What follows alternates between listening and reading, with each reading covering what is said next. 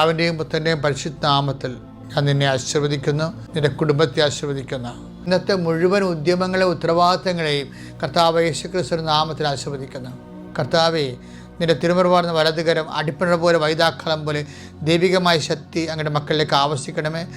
ശിരസ് മുതൽ ഉള്ളംകാൽ വരെയുള്ള എല്ലാ കോശങ്ങളും പേശികളും കർത്താവിൻ്റെ വിശുദ്ധമായ രക്തത്താൽ കിടപ്പ് രോഗികളെ സ്പർശിക്കണമേ. അടിപ്പിണർ പോലെ വൈതാക്കാലം പോലെ ദൈവികമായ ശക്തി എല്ലാ രോഗികളും ആവശ്യിക്കട്ടെ. കൃപാസനം അൽത്താറയിലെ ജീവനോടെ പ്രത്യക്ഷപ്പെട്ട പരിശുദ്ധ അമ്മയുടെ പ്രത്യക്ഷീകരണ സ്ഥിരീകരണത്തിനായി പിതാവിൻ്റെയും പുത്രൻ്റെയും പരിശുദ്ധ നാമത്തിൽ നീ നിന്റെ കുടുംബവും സൗഖ്യം പ്രാപിക്കുകയും കർത്താവെ, നീ ഏത് ഭവനത്തിൽ പ്രവേശിച്ചാലും ആ ഭവനത്തിൽ സമാധാനം ആശംസിക്കാൻ ആലോചിച്ച കർത്താവെ, ഈ ഭവനത്തിന്, ഈ പ്രാർത്ഥന കൂടുന്ന ഭവനത്തിന്, ആ വ്യക്തികൾക്ക് നിൻ്റെ നാമത്തിൽ ഈ പ്രഭാതത്തിൽ സമാധാനം ആശംസിക്കുന്നു. സമാധാനത്തിനെതിരെ അവർക്കെതിരെ വരുന്ന വ്യക്തികളെ, ശക്തികളെ എല്ലാം യേശുക്രിസ്തുവിന്റെ നാമത്തിൽ ബന്ധിക്കുന്നു.